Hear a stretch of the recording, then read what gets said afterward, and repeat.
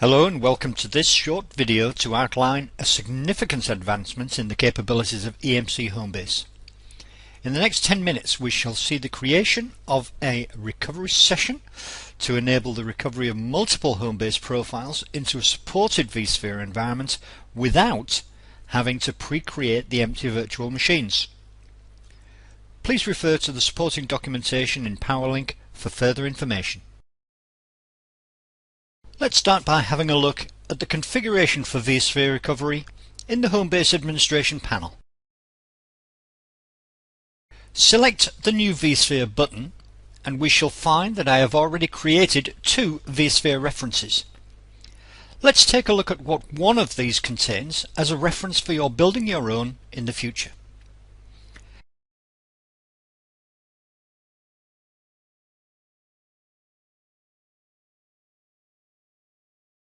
As usual, we can name our connection entity for ease of recognition. To ensure security, we can restrict access to specific levels within the HomeBase hierarchy. Enter the URL of the vCenter or vSphere host with the appropriate login credentials.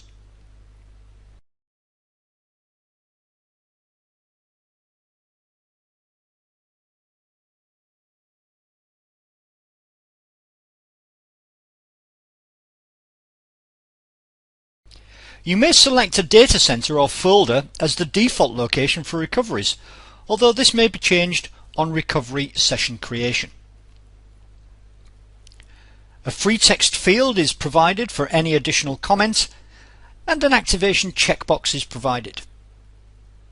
Finally, we have the SSL authentication between HomeBase and the vSphere environment.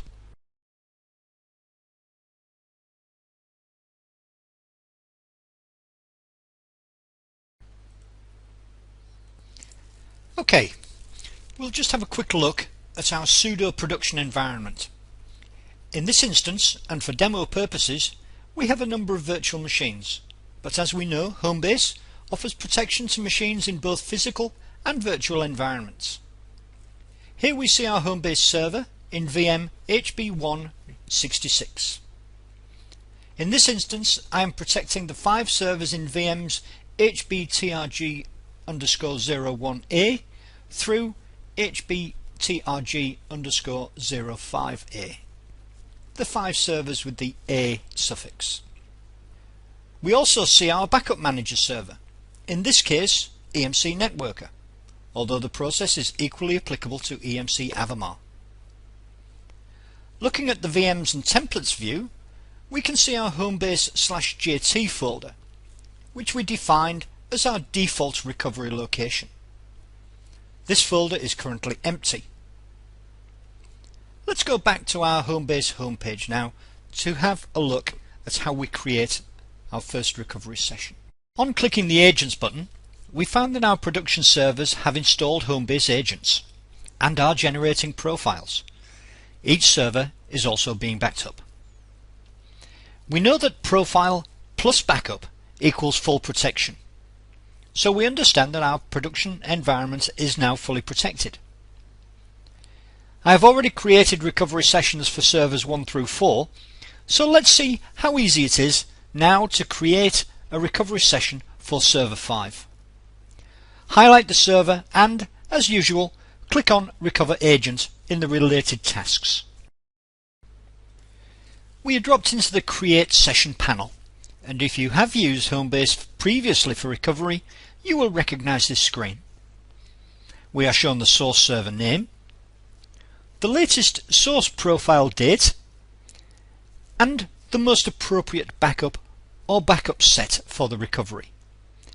We can now add a descriptive note regarding the recovery.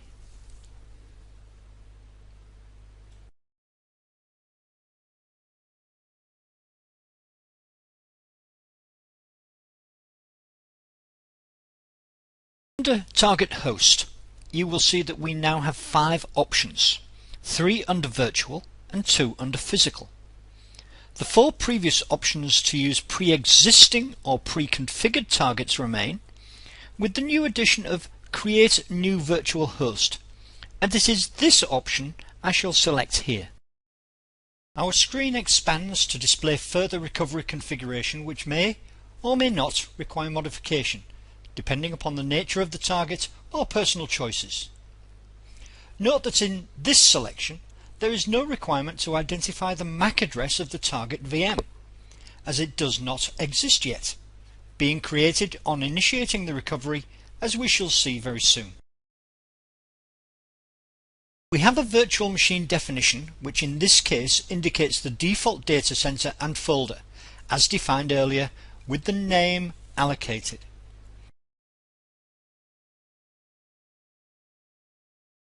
Let us see the attributes which we can change in this option. The name of the VM is derived from the hostname of the source server. Let's change this to make it more visible in the recovery. Our vSphere target is indicated with the data center and folder location, and the ESX host is displayed. A data store is chosen which has sufficient capacity to accommodate the recovery. These items have drop-down selections to enable the user to override the presented options. We may modify the presented resources applicable to the virtual machine, although the default selections will be the most appropriate match to the source server in terms of memory, CPU, disk and NIC allocation. In the disk allocator, you will see that you may elect for thick or thin provisioning and post-recovery clustering support. Both of these are VMware attributes. When you are satisfied with the changes you have made to the virtual machine configuration, click on Done. Returning to the Create Session screen, the remaining fields are consistent with other enhanced server recoveries. For operating system confirmation, HomeBase Agent and Backup Manager Client selection, additional drivers and advanced configuration. The only field for which I need to deviate from the pre-populated value is driver selection, as seen here.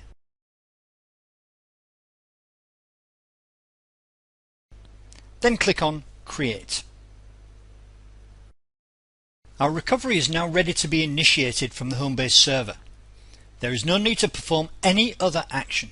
Just click Continue.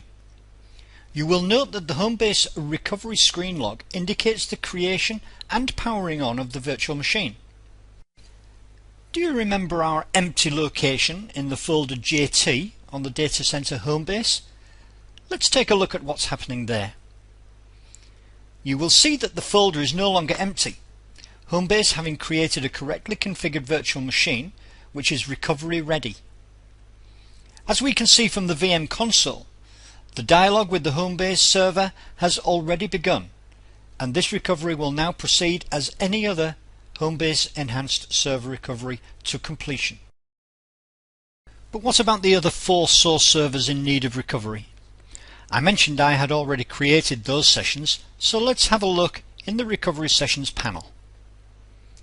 Here we see, in addition to number 5, which we initiated a few moments ago, we have the remaining 4 sessions all in a configured state.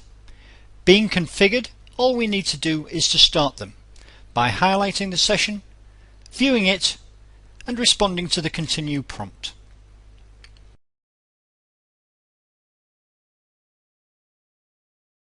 You may then repeat for each recovery and sit back and monitor the activity centrally through the HomeBase interface, with an occasional view of the target console as required.